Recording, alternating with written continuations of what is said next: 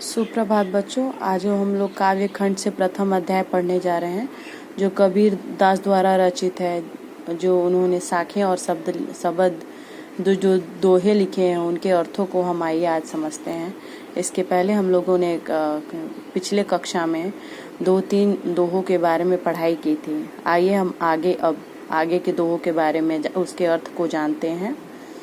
पखा पखी के कारणे सब जग रहा भुलान, निरपक होई के हरि फजे सोई संत सुजान। कबीर कहते हैं आज सारा संसार, इसमें कारणे का मतलब कारण हो गया, भुलान का मतलब हुआ भूला हुआ, निरपक का मतलब निष्पक्ष और सोई हुई का मतलब वही, सुजान का मतलब ज्ञानी व्यक्ति के बारे में बताया गया है। कबीर कहते हैं आज सारा जग पक्ष विपक्ष में पड़ गया है। लोग तर्क वितर्क के चक्कर में ईश्वर को भूल गए हैं। सच्चा संत वही है जो निष्पक्ष होकर ईश्वर का भजन करता है। आशय यह है कि सारा संसार अपने तर्क वितर्क और समर्थन विरोध के कारण ईश्वर को भूलता जा रहा है, और सच्चा संत वही होता है जो सभी वैर विरोधियों और संघर्षों से हटकर ईश्वर का भक्त भजन करता है। हरि भजन के लिए समर्थन विरोध की भावना से ऊपर उठना बहुत ही आवश्यक है। हिंदू मुआ राम कही, मुसलमान खुदाई, कहे कबीर सो जीवता, जो दूहू के निकट न जाए। इसमें मुआ का मतलब यहाँ पे मरा या नकारा कहा गया। खुदाई का मतलब खुदा को, जीविता का मतलब जीवित रहता है, और दूह का मतलब दोनों होता है।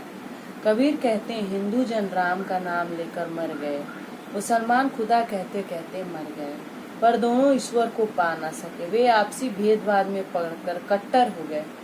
कवि कहते हैं वास्तव में वही व्यक्ति जीवित कहलाने का अधिकारी है जो हिंदू मुस्लिम और राम खुदा दोनों से दूर रहता है।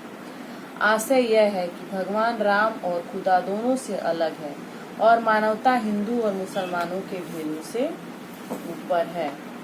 कवि ने हिंदू और मुसलमानों दोनों को मृत इसलिए कहा है क्योंकि वे आपसी मतभेद में पड़कर, भेदभाव में पड़कर सच्चे ईश्वर को भूल बैठे हैं।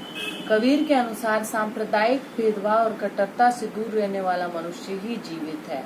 कबीर हिंदू मुस्लिम के भेदभाव से परे रहने वाला उदार मनुष्य चाहते हैं। इसमें कबीर की स्पष्टवादिता और व्यंग्य शैली के दर्शन होते हैं। उन्होंने हिंदू और मुसलमान दोनों को समान भाव से फटकारा है तथा सांप्रदायिक भेदभाव को कड़े शब्दों में उनकी निंदा की है।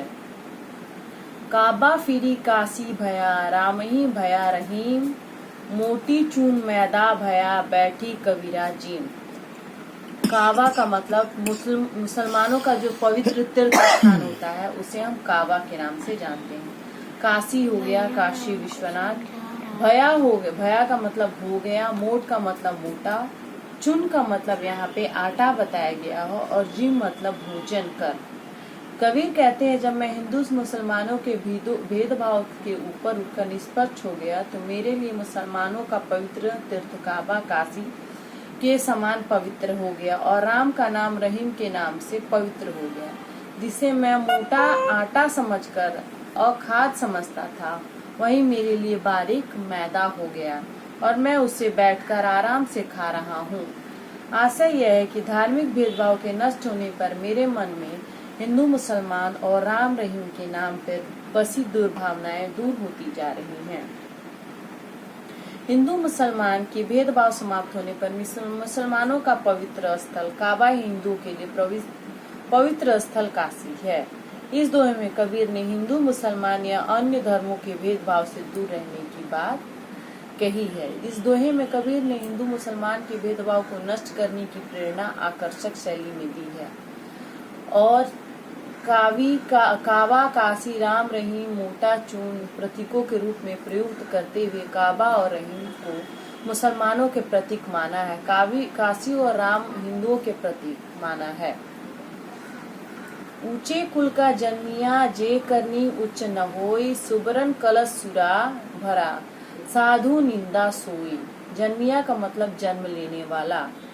करनी का मतलब काम, क्रियाकलाप का मतलब काम या करनी का मतलब क्रियाकलाप होता है। सुबरन का मतलब सोना।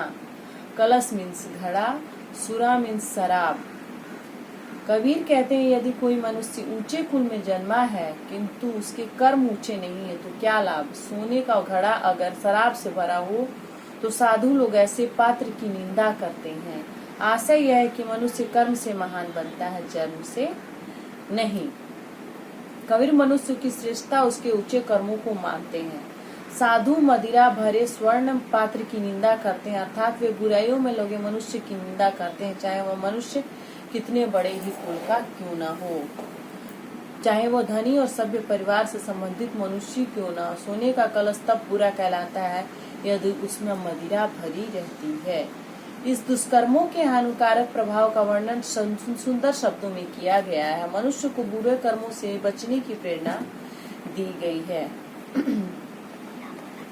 बच्चों, यह अध्याय अब यही समाप्त होता। अगले अध्याय में हम लोग कबीर के 2 शब्द के बारे में पढ़ेंगे।